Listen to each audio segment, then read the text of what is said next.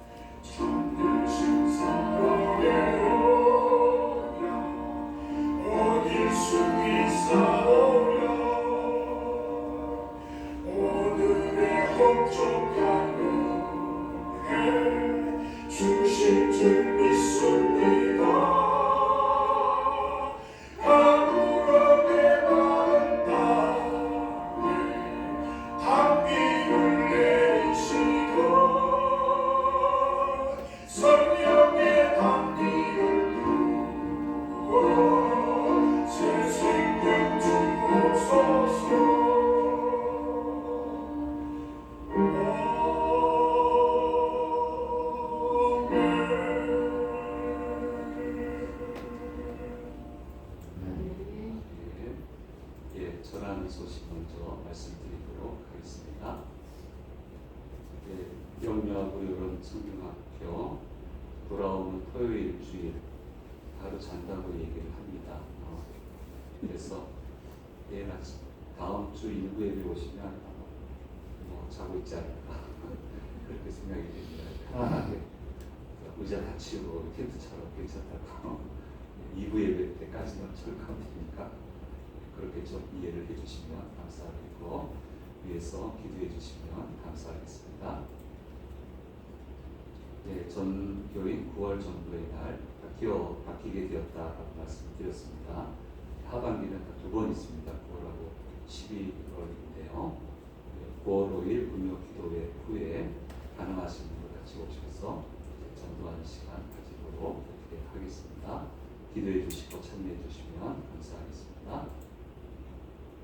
9월 워킹데이는 9월 26일 화담수 오늘 열심히 기도해야 될 것 같습니다. 지금 비가 와서 그래서 아직 표가 여유가 있지만 이제 가을 되면 폭주가 된다는 얘기를 제가 들었기 때문에 미리미리 좀 예약을 해놔야 마음을 좀 놓을 것 같습니다.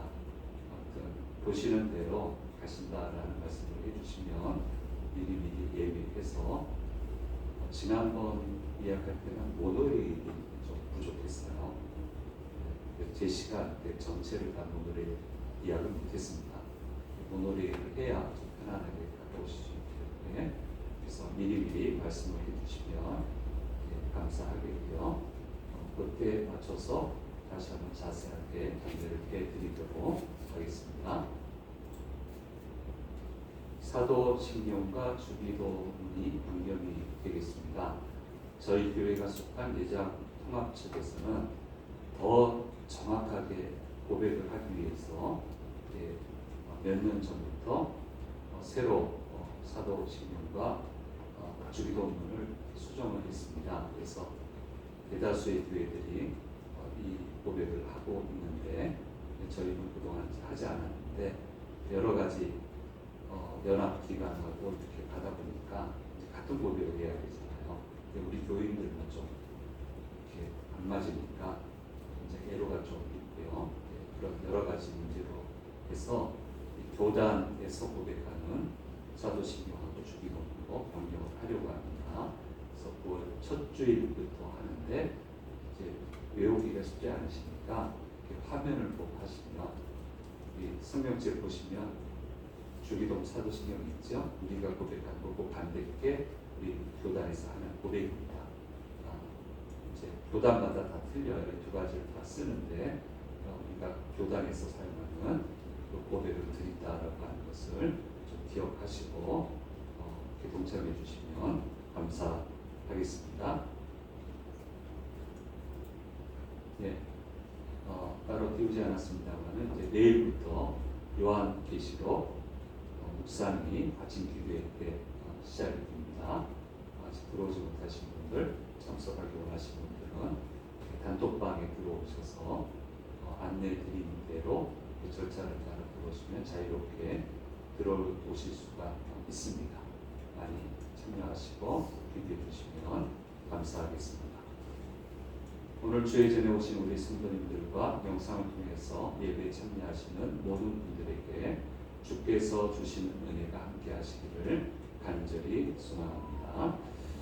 이스라엘 백성들을 심리학적으로 진단을 한다면 이 시대의 이스라엘 백성들은 일종의 집단 트라우마에 빠져 있다라고 그렇게 평가를 할 수 있습니다. 하나님은 모든 것을 주관하시고 창조하신 하나님이시다 이렇게 알고 있고요. 하나님의 백성은 자기들이다라는 것도 알고 있는데 아니 계속 식민 지배를 받고요. 어려움을 겪고요. 고통을 당하고요. 이게 믿겨지지가 않는 거예요. 너무너무 힘든 거예요. 왜 우리가 이런 삶을 살지? 하나님의 자녀인데 여러분 그렇잖아요. 나 열심히 기도하는데 나 열심히 충성하는데 왜 나는 이렇지? 그런 궁금증이 생길 수밖에 없습니다. 거기에 대해서는 좀 자세하게 상황에 맞춰서 좀 해석하는 것이 필요한데요. 어쨌든 받아들여지지 않아요. 이 타락한 로마 지배를 받으면서 우리가 이 순모를 도대체 왜 겪어야 되나? 이건 뭐 놀이개도 아니고 제국이 하나가 일어나면 그냥 우리를 마음껏 유린을 하니까 도대체 이게 왜 이런 걸까? 옛날 우리 선조들은 잘 살았는데 어엿한 나라를 부강한 나라를 이루며 살았는데 도대체 우리는 왜 이럴까? 그러다 보니까 역사가들이 모여서 연구를 많이 하게 되고요. 그래서 여러 가지 학파가 나와요. 그래서 결론이 뭐냐면 하나님을 제대로 못 섬겼다. 제대로 섬기고 제대로 믿어야 되는데 그렇게 하지 못해서 우리가 이 어려움을 겪고 있는 것이다. 그래서 이것을 회복하려면 우리의 믿음을 회복해야 된다라는 그런 결론에 다다르게 됐습니다. 다른 결론이죠. 제대로 연구를 잘 했습니다. 그런데 이제 이걸 또 실천에 가면 아는 거하고 현장에 적용시키는 건 틀린 거잖아요. 적용시키는 능력이 있어야 되는데 이 능력이 안 되는 거예요. 여러 가지 요인들을 잘 생각을 해야 되는데 이 능력이 안 되다 보니까 여전히 이렇게 어렵고 예수님이 막 십자가에 못 박고 하나님 말씀 신경도 안 쓰고 우리가 언제 하나님 떠났습니까? 그래요. 우리가 언제 기도 안 했습니까? 떠났잖아요. 기도 안 했잖아요. 그 예배가 진짜 예배였습니까? 그 제사가 진짜 제사였고 그 열심이 진짜 하나님을 위한 열심이었습니까?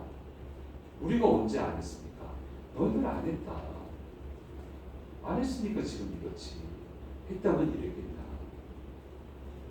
지금 보세요. 하나님의 이름으로 하나님 모이잖아요. 성전도 있고 회당도 있고 별의별 게 다 있잖아요. 근데 예수님 태어나게 못 박잖아요. 이렇게 가잖아요. 그러니까 이유는 아는데 논리는 아는데 이걸 현장에 제대로 풀어내지 못해요. 그래서 이 이스라엘이 이렇게 아주 고통을 겪게 되는 겁니다. 하나님 이름 안 부르는 거 보셨습니까? 이 사람들이 그걸 하나님 이름 부르지. 그래도 찾아오게 다 찾아오잖아요. 언제 떠났습니까? 그런 말 하면 안 돼요. 그런 말 하는 거 아닙니다. 늘 마음을 겸손히 하고 두려워하고 하나님의 길을 떠나지 않게 해주십시오. 그렇게 우리는 기도를 해야 되는 거예요. 그러니까 이제 이런 민족적 트라우마가 있다 보니까 하나님께 대한 그 규례만큼은 너무너무 엄격해요. 이거는 용서할 수가 없는 거예요.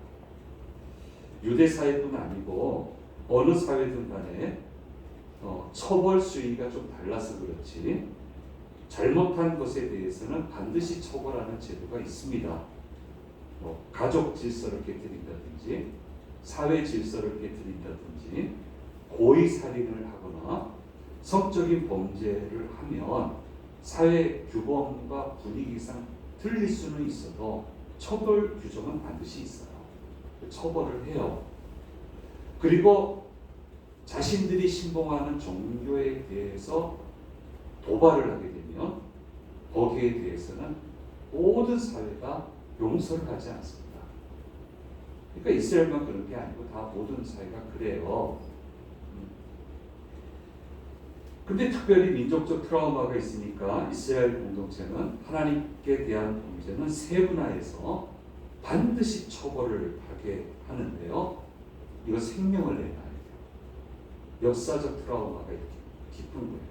이건 생명을 내놔야 되는 겁니다.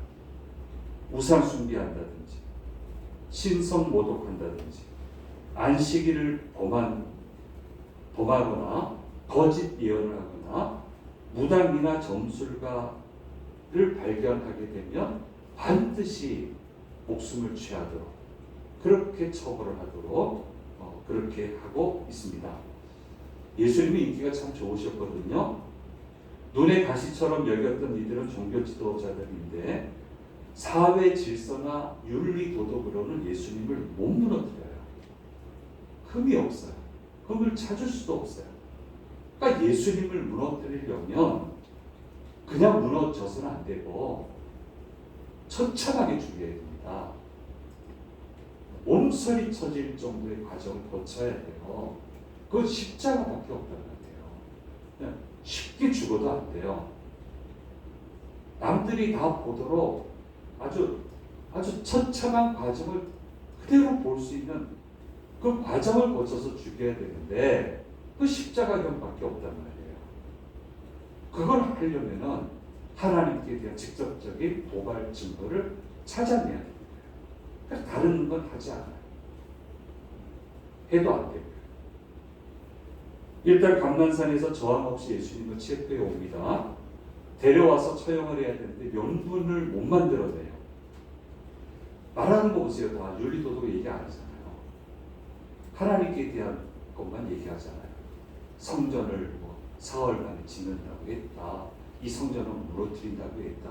전부 다 하나님하고 엮으려고 해요. 근데 말이 안 맞아요. 전부 다 거짓말. 전부 다 거짓말. 거짓말로 해서 얽어매려고 하는데 이 사람 말이 틀리고 저 사람 말이 틀리고 하니까 도무지 이 예수님을 십자가에 못 박아 죽일 방법이 없는 거예요. 과정을 이어나갈 수가 없습니다. 이 난처한 상황에서 대제사장이 길을 찾아냅니다. 그래서 질문을 해요. 내가 찬송받을 이의 아들 그리스도냐? 거기에 대해서 가감없이 답을 하시는 것을 보게 됩니다. 마가복음 14장 62절 말씀에 이렇게 얘기를 하고 있습니다. 같이 읽겠습니다. 예수께서 이르시되 내가 그 나라 인자와 하늘 구름을 타고 오는 것을 너희가 보리라 하시니 예수께서 이르시되 내가 그니라 인자가 걷는 자의 우편에 앉은 곳과 하늘 구름을 타고 오는 것을 너희가 보리라 하시니 얘기를 하고 있습니다. 안 피해 가십니다. 피할 수도 없고 부인할 수도 없잖아요. 이게 사실인데요. 사실인데 어떡하겠어요. 안타깝지만 방법이 없습니다. 주님은 하나님이시고 아들이신 예수 그리스도이십니다. 그런데 이 말씀은 믿으면 이해가 돼요. 믿지 않으면 외면이에요. 믿지 않으면 납득이 되지 않는 말씀입니다. 그러니까 당연히 신성모독으로 연결이 되게 됩니다. 이렇게 십자가 처형을 할 수 있는 완벽한 명분을 찾아 이 일을 진행을 하게 되고 이 이후로부터 신성모독에 딱 들어가니까 모든 계급의 사람 다 나와가지고 침뱉고 조롱하고 때리고 모든 계층의 사람 예수님 곁에 차마 오지 못했던 계층의 사람들도 앞장서서 이렇게 예수님을 모욕을 하게 되고 이렇게 십자가 고난이 본격적으로 시작이 되는 것을 보게 됩니다. 이 사람 대제사장이잖아요. 하나님의 말씀을 듣고 백성에게 얘기해야 되고요. 바르게 하나님 믿게 만들어야 되고요. 하나님과 연결이 돼야 되고요. 그 사람이 대제사장인데 하나님이신 예수 그리스도를 죽일 명분을 이 사람이 만들어요.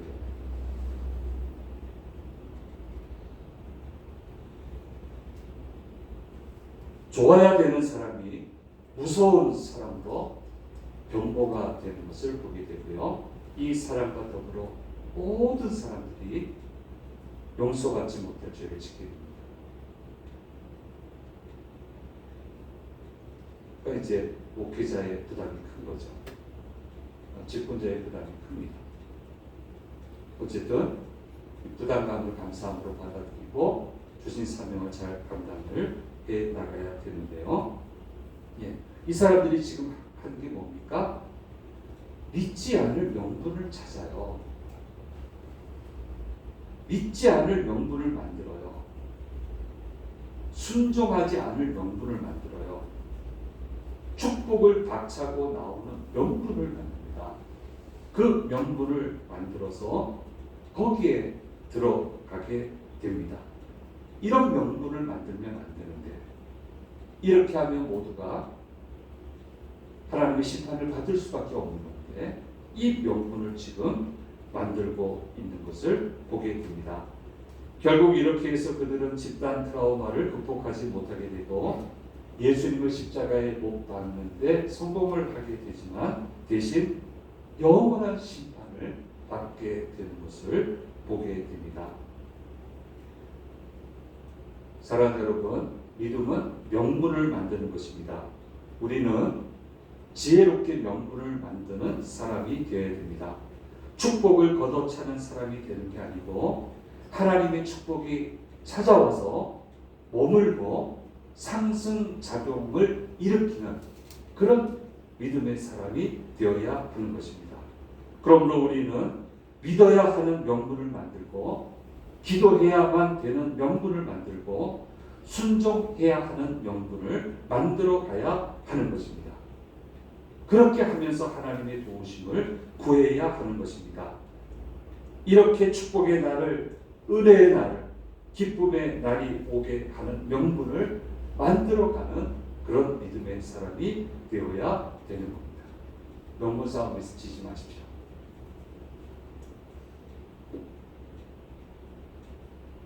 왜 자꾸 만듭니까? 떠나는 명분을 왜 자꾸 만듭니까? 어떻게 주께서 와서 머무시겠습니까? 주님이 역사하실 시간을 어떻게 벌어드리겠습니까? 이 사람들 지금 다 그런 명분 만드는 거예요. 예수님 죽이는 명분, 자기들이 망하는 명분, 자기들이 처벌받는 명분, 심판받는 명분, 그 명분을 지금 만들고 있지 않습니까? 예. 이런 사람이 우리는 되어서는 안 된다. 잘 믿을 명분을 자꾸 만드세요. 순종할 명분을 만드세요. 그런 이유를 자꾸 만드세요. 그렇게 그 길을 가세요. 왜 여기서 뛰쳐나옵니까? 그렇게 해서는 안 된다라고 하는 것을 우리는 기억을 해야 됩니다. 오늘 말씀 그 뒷부분 제가 읽지 않았습니다만은 이제 베드로 얘기가 이제 나와요. 베드로가 어떻게 할 건지 이미 말씀하셨죠. 예수님 주일이 못 떠나고 있어요. 다 도망갔지만 못 떠나고 있습니다. 대제사장이 있는 곳까지 갔고 예수님 고난당하는 현장에 갔고 불도 사람들과 같이 쬐고 있었습니다. 이 베드로를 여정이 알아봅니다. 당신은 나사렛 예수와 함께 있지 않았냐? 그랬더니 힘껏 부인을 하죠. 그 다음부터는 예수님 말씀하신 대로입니다. 계속 여기서 알아보니까 저쪽으로 가는데 또 계속 알아보고 얘기하니까 항변에 항변을 하다가 저주까지 합니다. 나는 너희가 말하는 이 사람을 알지 못하노라 라고 이야기하면서 예수님을 부인을 합니다. 그때 달기 두 번입니다. 두 번째 우는 것은 새벽 닭소리라고 했습니다. 그제서야 예수님이 이 상황에 대해서 예언하여 말씀하시니 기억이 나서 베드로는 통곡하는, 울게 되었다라고 하는 것을 성경은 기록을 하고 있습니다. 그냥 막 그렇잖아요. 정신이 하나도 없고요. 감난산부터 끌려가는데 어떡하나 하면서 울면서 남자분이 그러면 착각합니다. 이거. 저도 뭐 긴 목회 기간 한 두 번 정도밖에 못 갔습니다. 정신이 없어요. 웬만하면 다 좀 이성적이고 차분해지시는데 이분들은 막 울면서 어떡하냐고 남자분들이 나이도 제법 되신 분들이 그렇게 막 쫓아오는 거예요. 베드로가 어떤 심정이었을까? 저는 그 모습이 떠올라요. 판단 능력을 상실했어요. 이거 어떻게 하면 좋을까? 그냥 쫓아가는 거예요. 겁은 나고 스트레스 끝까지 올라와 있고 건드리니까 폭발하죠. 난 모른다. 이게 정신이 하나도 없어요. 저주까지 합니다. 그리고 다행히 우리가 제정신이 돌아왔어요. 돌아오니까 이게 그거였구나. 그러고 우는 거예요. 제정신이 돌아오니까. 잘 울었어요. 안 울고 도망갔으면 못 돌아옵니다. 잘 울었어요. 울어야 되는 타이밍에 잘 울었기 때문에 베드로는 다시 출발할 수 있는 기회를 얻게 됐습니다. 울 때는 울어야 됩니다. 일단 울었다고 하는 것은 신학적으로는 깊은 회개를 의미합니다. 100마디 말도 중요하겠지만 기가 막혀서 한마디 말도 못하고 우는 것도 매우 중요한 일이고 이것 자체가 깊은 회개입니다. 예수님과 대화를 못해요 지금. 그 모습을 보시면서 주님도 아파하시고 마음속 깊이 울고 계신 거예요. 주님과의 공감이 이루어지게 되는 이 타이밍이 베드로가 통곡하는 타이밍이었습니다. 또한 운다고 하는 것은 심리 치유에 있어서 매우 중요한 요소인데 운다고 하는 것은 내가 이렇게 약한 존재입니다 라고 하는 것을 고백하는 신호이기도 합니다. 예수님과 대화하고 싶어도 대화를 못하는데 베드로는 울음으로 주님과 지금 원거리 대화하고 있고 그 울음으로 치유와 새 출발의 물꼬를 트게 되는 것을 보게 됩니다. 그래서 주님 앞에 나와서는 울 수 있어야 돼요. 기가 막혀서 울고요. 할 수 있는 게 없어서 울고요. 길이 보이지 않아서 울기도 해야 됩니다. 또 반면에 감사해서 울고 기회를 주셔서 울고 길을 열어주셔서 감격하여 울고 역사를 베풀어 주심에 감격해서 울 수 있어야 됩니다. 이런 의미에서 좋은 그리스도인이나 인의 눈에서는 눈물이 그치지 않아요. 늘 눈물이 있어요. 마음이 젖어 있어요. 강팍해지지만 마음이 젖어 있어요. 울 일이 한둘입니까 지금?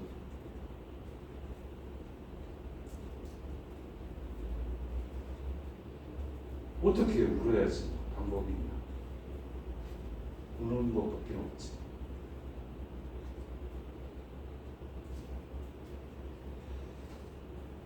예수님 엄청난 모욕을 당하고 계시고 엄청난 고난 속에 계십니다만은 할 말을 하시고 해야 할 일을 해 나가고 계시는 것을 보게 됩니다. 좋은 여건은 아니지만 그 여건에 아랑곳하지 않으시고 해야 될 일들을 진행을 해 나가고 계시고 하나님도 그렇게 수순을 밟아서 일을 진행해 가시는 것을 보게 됩니다. 한편에서는 심판의 일을 진행을 하고 계시고 다른 한편에서는 회복의 일을 진행을 하고 계시는 것을 보게 됩니다. 고통당하시지만 이거는 심판의 과정이에요. 심판받을 사람은 그 일을 해서 심판받는 거예요. 이쪽은 울어요. 계속 따라오면서 울잖아요. 안 울 방법이 있나? 할 수 있는 건 아무것도 없고 사랑하는 주님은 저렇게 고난당하는데 안 울 방법이 있다.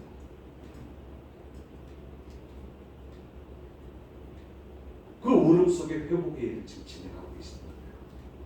그 고통 가운데서 해야 하실 일들을 의연하게 해 나가시면서 하나님의 말씀을 이 양쪽을 통하여 성취시켜 나가시는 것을 이제 보여주시고 있습니다.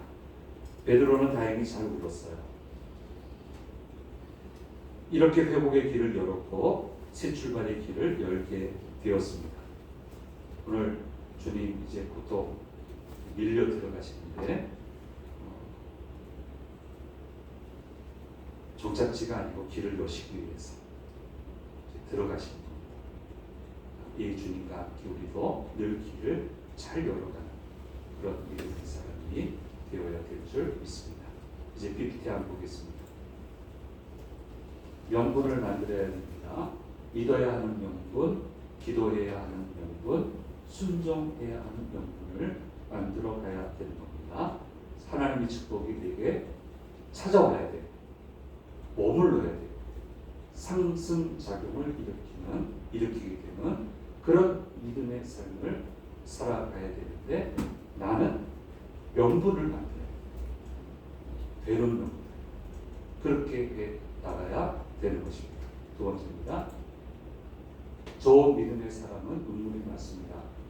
기가 막혀서 할 수 있는 것이 없어서 길이 보이지 않소 울지만 길을 열어주셔서 감사해서 기회를 주셔서 역사를 베풀어 주시니 감격하여 눈물을 흘리는데 앞에서 울면 뒤에 눈물을 흘릴 수가 있어요.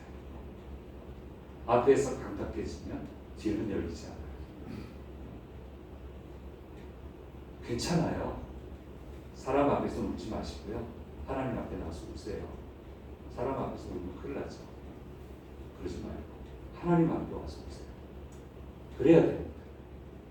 예, 그래서요. 예. 다음요. 예. 그래서 오늘 이 포인트는 좋은 명분입니다. 나는 어떻게 좋은 명분을 만들어갈지 한번 생각해 보시고 교육에서도 같이 한번 이야기를 나누시면 좋겠습니다. 기도하겠습니다. 귀하신 주님 감사합니다. 기막힌 일을 겪으시면서도 주님은 침착하게 하나님의 일을 해 나가셨습니다. 구원의 길을 여시고 회복의 길을 여시고 또한 심판의 그 작업도 해 나가시는 것을 보게 됩니다. 고통 가운데서도 모든 것을 이루시는 주님을 생각하며 우리도 정말 잘 믿을 명분, 순종해야 될 명분, 기도해야 될 명분을 만들어 어떤 어려움 가운데서도 주님만을 잘 따라갈 수 있도록 도우시고 인도해 주옵소서. 고통의 눈물은 눈에서 씻어주시고 기쁨의 눈물만이 가득한 복된 삶을 살아가도록 저희들을 도와주시고 인도해 주시옵소서. 감사드리고 우리 주 예수 그리스도의 이름으로 기도드립니다. 아멘.